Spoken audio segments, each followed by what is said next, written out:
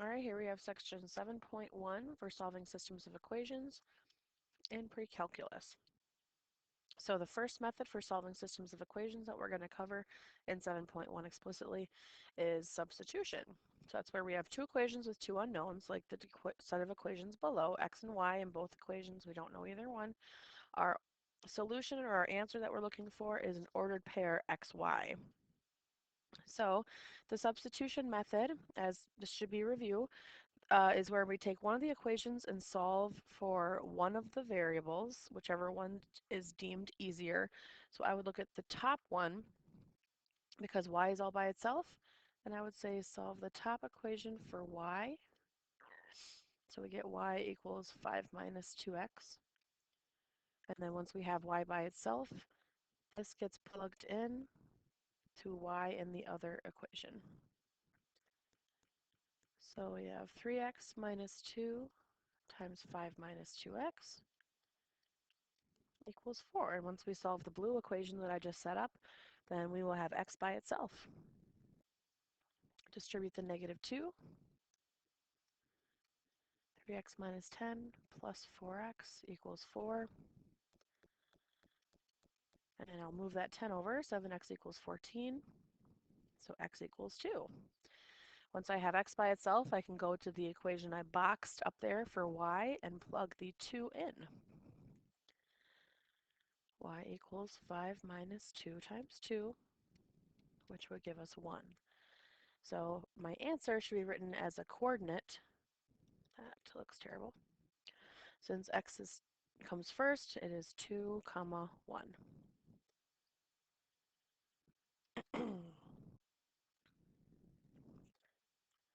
Okay, let's do another. So we're still sticking with substitution. You might remember other ways to solve this, but we are going to do substitution in this section only. So I'm going to solve one of the two equations for either variable. It does not matter in the slightest which one I choose. I think I'll go with the top one. Solve for, let's do x this time. So x equals 4 minus y. That gets plugged into the bottom equation where the x is. So 4 minus y equals 2, which is 4 minus 2y equals 2.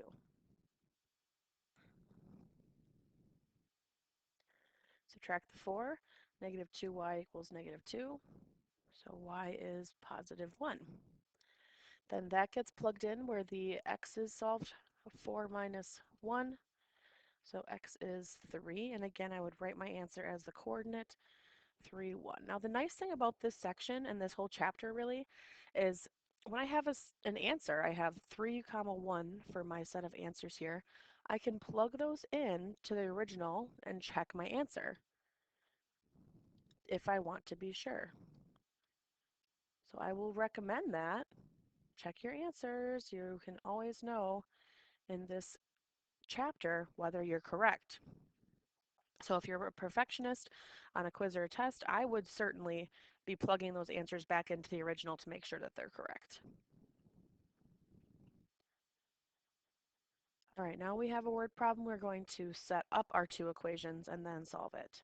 So we have $12,000 invested in two different funds. One pays 9%, one pays 11%. The yearly interest is $1,180. How much is invested at each rate? So we are going to have two different equations here. We're going to have an investment equation and we're going to have an interest equation. Obviously, both equations are going to have the two variables x and y. So I don't know a whole lot about investment. The top equation, all I know is that I have $12,000 invested in two funds. All of the rest of the information should be with the interest equation. So I just know that there's two funds, x and y, and that they add up to $12,000. That's all I know. The interest, I know that one fund is 9% and one fund is 11%, and my total is 1,180. So how I'm going to deal with that is I'm going to turn those percents into decimals and multiply them by a variable. So now the 9% fund is the X fund and the 11% fund is the Y fund. And total it's $1,180 of interest. So now I'm going to do substitution to solve this. The top one obviously is going to be easiest if I solve for either. Why don't we solve it for x? So I'm going to plug in for x on the bottom one, 12,000 minus y.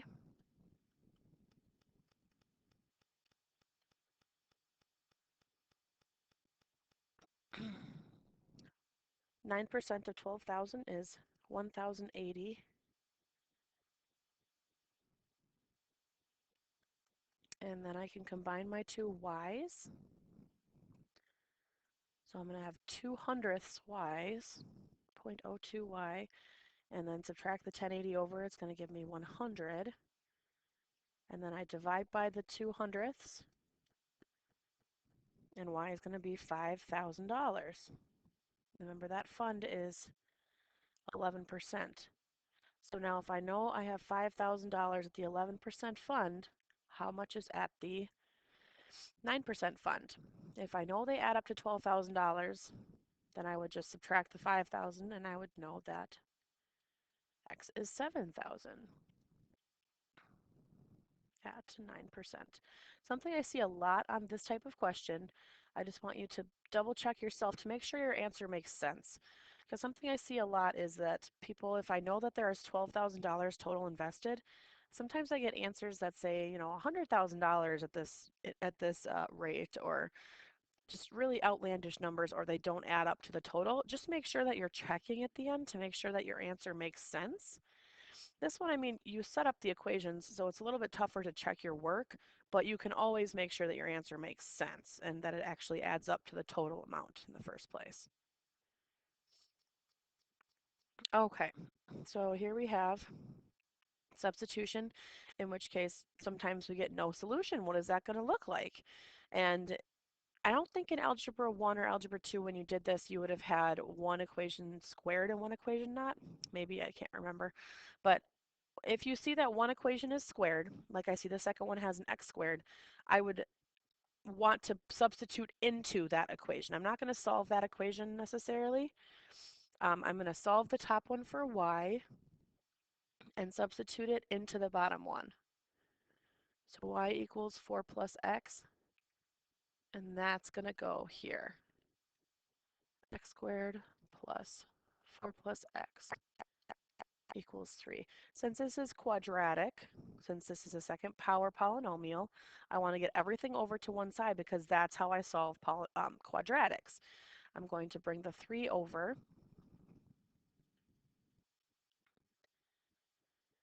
And then since this doesn't factor, the only way I can solve this quadratic is with the quadratic formula.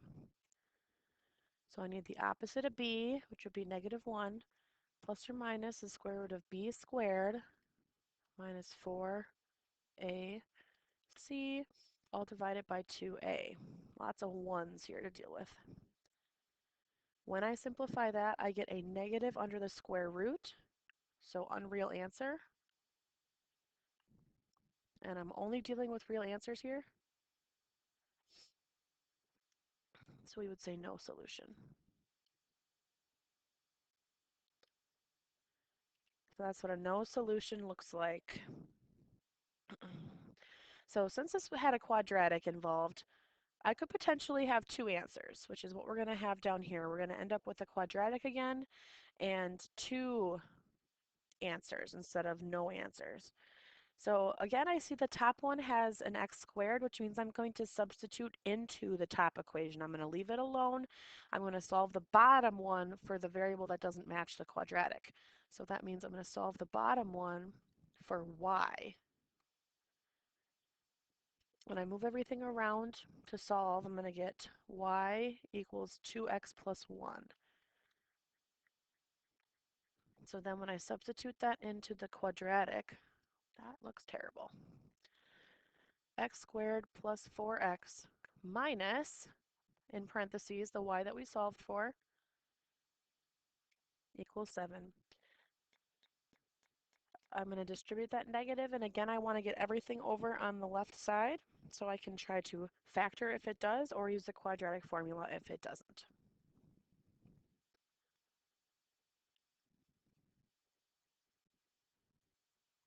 Okay, so now I'm going to combine like terms.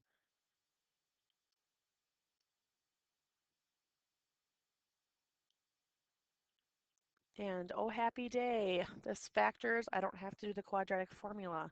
So the factors of -8 that add to +2 would be x plus 4 and x minus 2. So my two answers, I'm going to kind of separate them out here to make sure I keep track of what goes with what, are -4 and 2. Now I'm going to separately plug each of my x values into that equation for y that I had solved up here. If I plug in -4, I'm going to get y equals -7. If I plug in 2, I'm going to get y equals 5. So I would still like you to write these as two separate coordinates, because technically these coordinates are telling you, if you were to graph these things, where they would intersect. So if I was to graph the quadratic on top, if I was to graph the line on the bottom, they would intersect twice at these 2 points. So it is important that you write them as points. So speaking of graphing, let's do one graphically.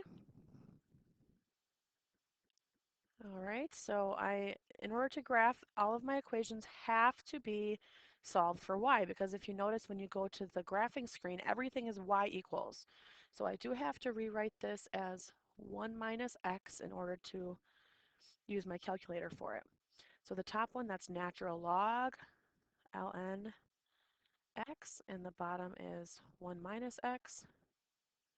Zoom 6 to make sure everything's in a nice viewing window.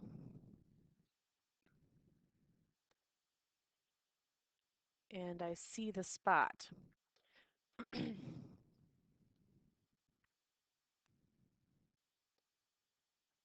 There's our natural log and our line.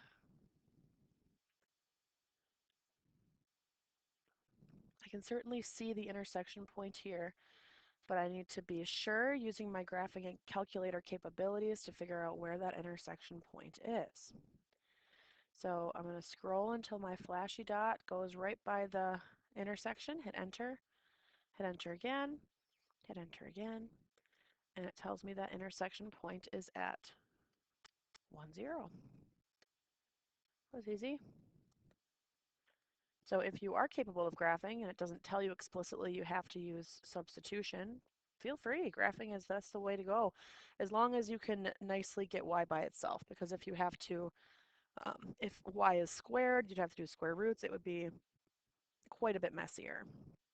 So this one was set up nicely to graph. Okay, another type of equation that we'll have to set up. The two-word problems that we have here, you will have to be able to set up on your own. This one is about investing $10,000 to produce a new soft drink, with each bottle cost 65 cents to produce and $1.20 to sell. How much items must be sold before the business breaks even? So here we have cost and revenue, and we want to know where cost is equal to revenue. Okay, so cost and revenue. So just like before when we had investment and interest, here we have cost and revenue, and we have to set both equations up. So cost, we paid $10,000 initially, and then we pay 65 cents per item, where X is our items. And then revenue, we just make the $1.20 per item that we sell. I want to know where cost is equal to revenue, so I'm going to set that equal to each other.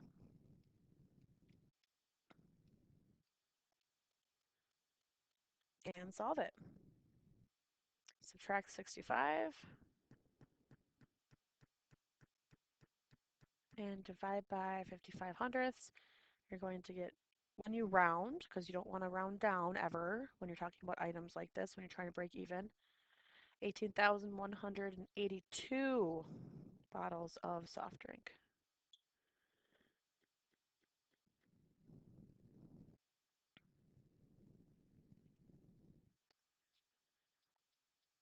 Okay, last one. We have two different state populations. Idaho is the first one. I'll label just in case that's not clear. And the bottom one is New Hampshire.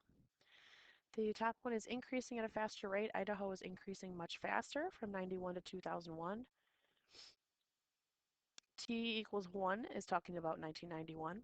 According to these two models, when would you expect the population of Idaho to have exceeded New Hampshire? So I would set them equal to each other, and then we would expect whatever year we found would be the year this would happen. So we're going to do Idaho equals New Hampshire.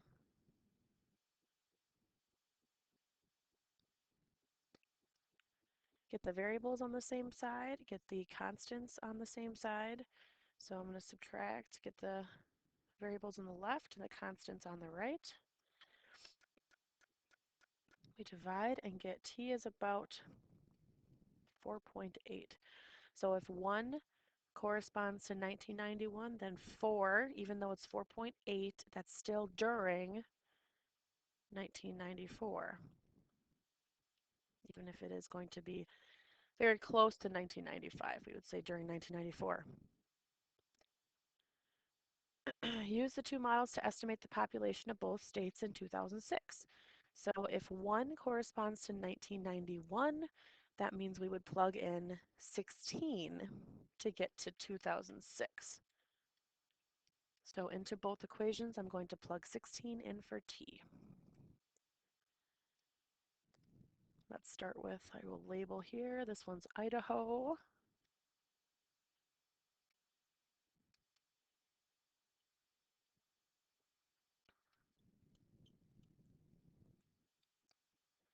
So Idaho gives me 1475.